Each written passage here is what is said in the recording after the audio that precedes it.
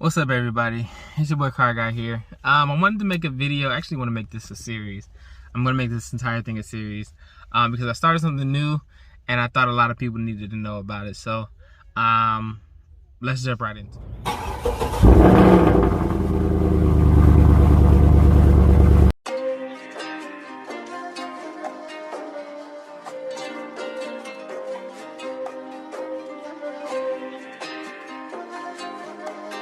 Arriba. I want the bad forever, ever, ever, ever, ever. I want the bad forever. I want the bad forever. I want the bad forever, ever, ever. So, for the last, I'd say year some change, I have been researching and developing a plan to start my Turo business. Most people know what Turo is, but if you don't know, Turo is basically a platform where you can list your personal vehicles for other people to rent, almost like being an enterprise or a rent like dollar budget car, whatever those rental car industries, rental car businesses are, like at the airport as you see. You can basically be that using Turo's platform. So I have been researching how to get into this and what the best vehicles would be and what's the best strategy and all this other stuff and planning and everything like that. And most research that I did, to be honest, was through YouTube and Facebook and all those things, watching videos of people that have done it.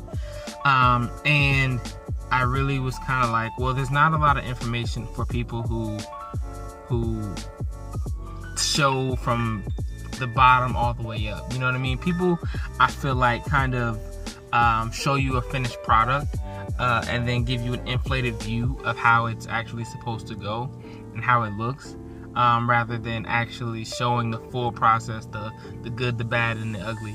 And so I wanted to be that voice for the Turo platform in this business, because there's a ton of people in this business. And so that's why I'm starting this. A little bit about myself. I'm 25. I have a kid and I have another one on the way. I have a son, another one on the way. And if you're watching this channel, you've seen my son before. He's been to plenty of my drives. I used to live in San Diego, do drives all the time in LA. It was amazing. And so you've seen my son before. But I have a daughter on the way. Thank you, congratulations, yay. I'm excited. Let's see, I live in Atlanta, Georgia. So that's the market that I do this Turo business in. That's about all I want to tell you. I mean, I'm married. I have a wife. Yeah. That's about it. That's all I want to tell you. So I've been in the cars all my life, pretty much. Planes, trains, and automobiles. That's my thing. I've always been in the cars, and I've always been looking at different cars that I've always wanted, my dream cars and things of that nature. And really, what started this journey was Ethan Duran. Ethan Duran is if you don't know who he is, he's a exotic rental car kind of guru, right? And he has a course that I took that I paid a lot of money for to get people to rent out like exotic cars, like telling people how to get exotic cars and rent them out to people for a good amount of money.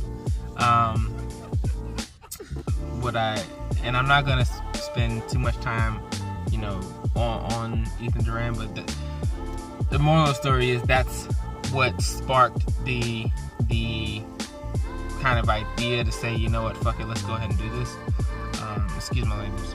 Yeah, so that's what kind of sparked the idea. But I didn't go the exotic car route simply because the profit margin is way too small, and the way that my credit is set up, I don't think I would have been able to afford an exotic car if it didn't get rented. That was my biggest thing. It was like, I would love to drive a Lamborghini and a Ferrari and all that other stuff, but what if it doesn't get rented? Then I have to cover a $3,000 car payment that I don't have. You know what I'm saying? So I said, you know what? Let me go into kind of the economy route, something that's cheaper that'll get me in the door. And I had always known about Turo. I just hadn't put anything on there for a while. Actually, back in 2019, I put a car that I was selling on the platform, and just because I was selling it, I didn't need it anymore. And until it sold, I was just gonna rent it out. That's kind of how I got into Turo initially, and it did well. Then it sold, and then I just was like, all right, well, I don't have another car to put on there, so I'm just gonna get off the platform. But my wheels are always turning about Turo, and so I said, you know what, now's a good time, right?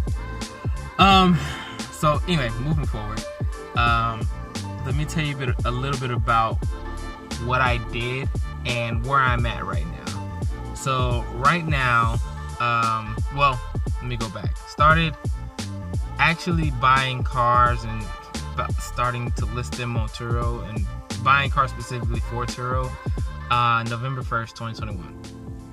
I said, you know what, I'm not going to spend too much more time planning and really just sitting on my ass. I'm gonna actually do something, right? So I went ahead and jumped in, didn't know what to expect. I had this plan that now is kind of out the window, but I had this plan, and you know, I just jumped in.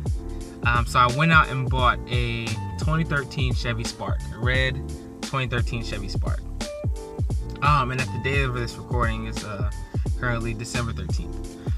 So this was about a month and a half ago. I bought a 2013 red Chevy Spark, and I instantly listed it on the platform.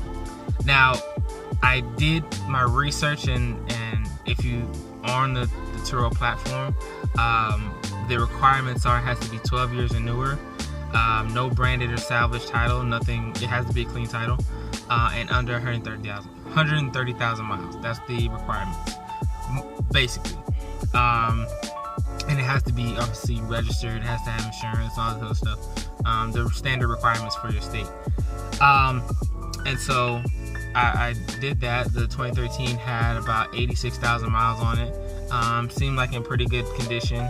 It wasn't anything crazy, like it didn't have like backup camera or anything like that, the features that I'm used to, because I normally get newer vehicles for myself.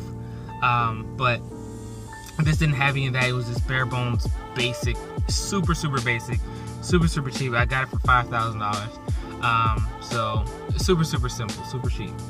And I started listing it, and then I said, okay, well, I know from experience, when you do a credit pool, you have about 30 days to do all your credit pools in one, and it counts as one, right?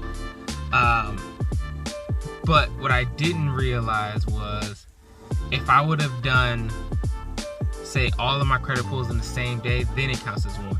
If you do it over a spread out amount of time, it kind of hits your credit a little bit harder. Whereas if you do, let's say, 6 in a day, it all counts as one, so it doesn't hit like that. And it's all the same credit pool. So lesson learned. But moving forward, I went ahead and I actually bought 2 Chevy Sparks. One was occupied for another situation, but the red one that I had was for Turo. And then after that, I bought a 2014 Range Rover HSE Sport, right? I found it for a pretty decent, a solid deal, like a really solid deal. Now, where my issue or my downfall was that I didn't do as good of an inspection on these vehicles as I should have. And this is the lesson part. So, the Chevy Spark was doing fine. When I first got the Range Rover, I didn't realize I had a recall on it. So that's another thing for Turo. Your cars can't have recalls.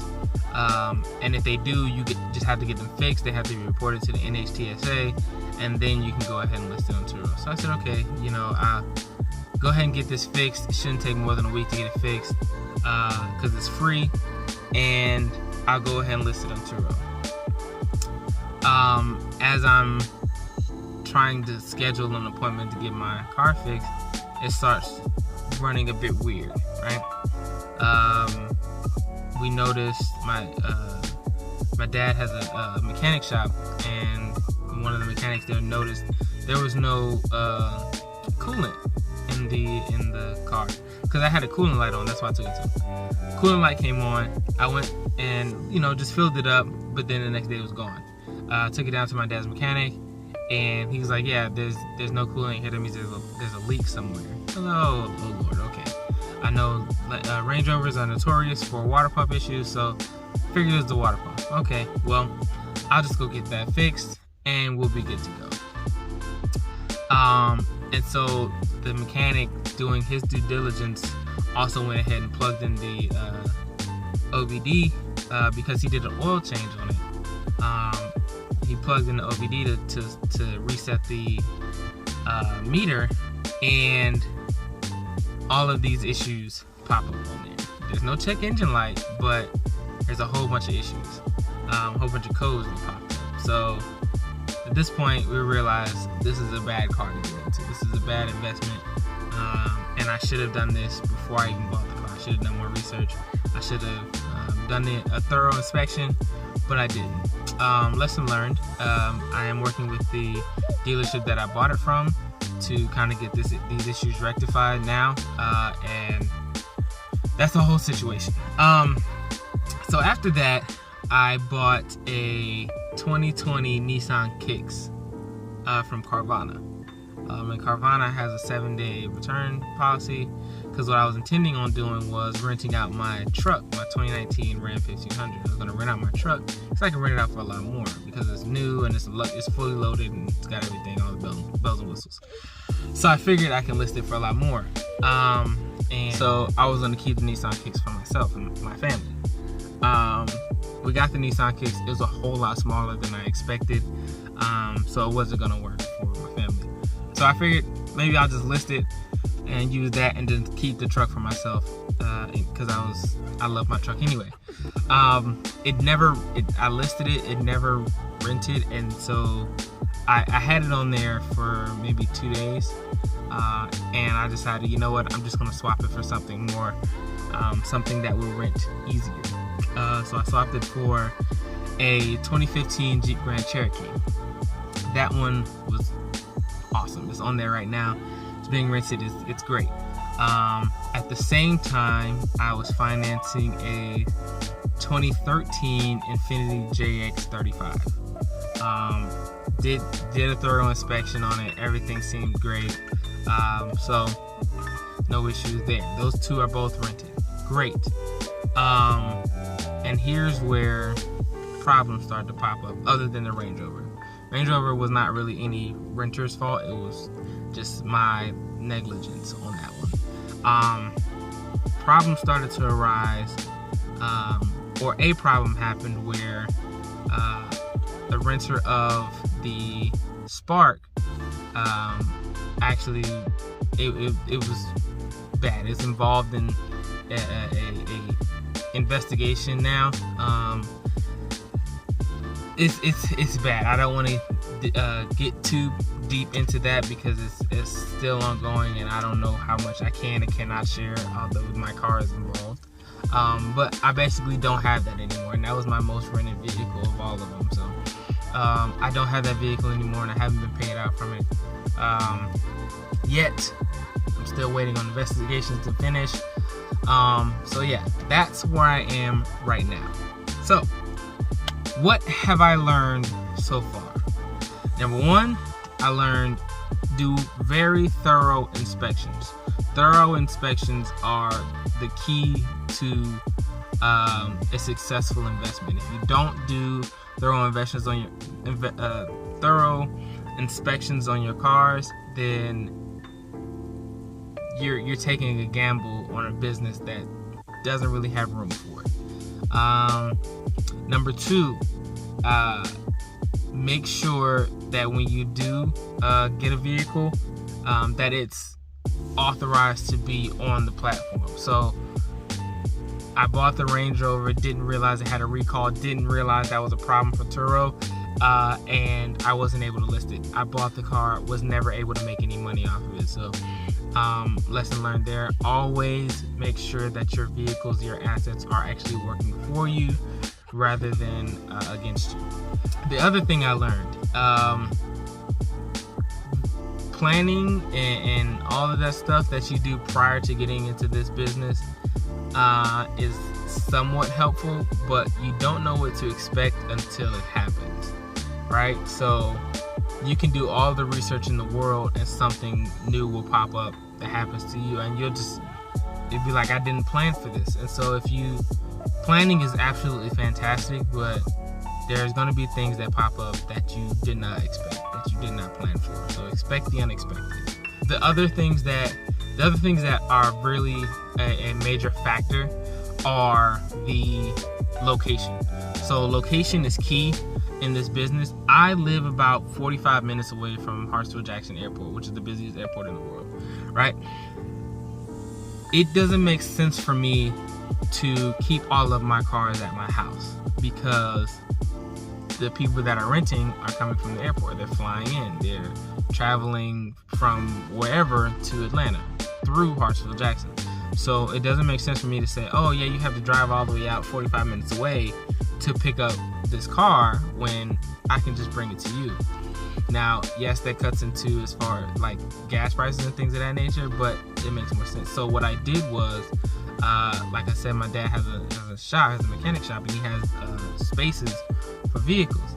Well, I asked him if I could rent some spaces from him, because his shop is literally 5 minutes away from the airport. So it makes more sense to have pickup there and just go. I'd rather drive my truck to the shop, and then from the shop I'll just drive the car to the airport and then catch an Uber back, or I'll get a ride from one of the employees or something like that. Just more cost effective for me. Location is key, like I was saying. Location is key, and if the closer you can get to an airport, the better. Delivery is also a hot commodity because people don't want to drive to the car, they want to just be able to pick it up. So if you can somehow figure out a way to deliver and not incur too much cost for delivery, or just charge for delivery, that's another way to kind of balance out your costs. So for me, I delivered to Hartsfield-Jackson Airport for about $25, right? Because it's so close, I know I'm gonna spend $11 on an Uber to get from Hartsfield-Jackson back to my dad's shop. So it makes sense for me to just, pay or charge $20 or $25 and pay $11. That makes sense because I'm making money now off of the delivery. Now you can charge whatever you want. I charge $25 just because it's cheaper for me, and it just makes sense. And plus I'm trying to get as many rentals as possible at this point, because the more rentals you get, the more trips is seen on your profile, and the more trusting that renters may be to get your vehicle. If you have no trips or one or two, people may not trust it as much. It's kind of a psychological thing. So that also takes into account the pricing. So for me, I was pricing them pretty low. I was pricing them at, like, I think the Jeep I had for at one point $45 a day, and the Infinity at like $50 a day, because it's 3-row seating. So I figured more space equals more money. That was the first couple of trips, just so that I can get my ranking up, my trips up, and it shows up higher on the Turo platform. And then once it gets to a certain point, I'll raise the prices to where I need them to be in order to make my profits or my return on investment. Now, another thing is pricing. So with pricing, how do you get to the point where you're making your return on investment? It's really kind of simple-ish. So what I did, I'm only speaking for myself, I'm not speaking for anyone else, but what I did was I said, okay, how much does it cost me to own the car? How much does it cost me to fill it up with gas, how much does it cost me for maintenance and things of that nature per month, and how much does it cost me in insurance per month. I added those 4 things up. Now granted, gas is kind of, I don't really have to fill up with gas because the Turo renters are supposed to fill up with gas, and if they don't, I can charge them for it. So I really don't, gas is not coming out of my pocket. So I added all of those costs up, and what I did was I said, okay, I want to get 15 trips or 15 days out of the month to get my return. I have 15 days to get my return, because I figure, well, if I can rent it out for 15 days, then and I'll break even. I'm okay with that, and then anything after that is just profit. And so I added all the cost up, divided it by 15, and that was my daily cost, or my daily price. Now I divided it by 15, and then I added about 20% for the markup, and so those 15 days, that's what my price is, and then everything after that, as far as extras and all that stuff, that's just straight profit. Anything after that 15 days is straight profit. So and for now, I've been doing pretty well at breaking even and going above, because of people renting. I've had renters rent for 11 days, and then I'll have a trip the very next day. So and then they'll add extras as far as unlimited mileage and all this other stuff. I can charge for those things. So I've been pretty good at breaking even with those price points. That's just what I do. Now in the future, I may raise that up a little bit more, but for right now, that's what I do. And I do that with each one of my cars. So that's where I'm at right now. If you have any questions, feel free to comment on this video. I'm going to try and document everything that I do. So the next video after this will likely be how a standard trip works, and what I do, what my process is for each trip. So yeah, stay tuned for that. Thank you guys so much for watching.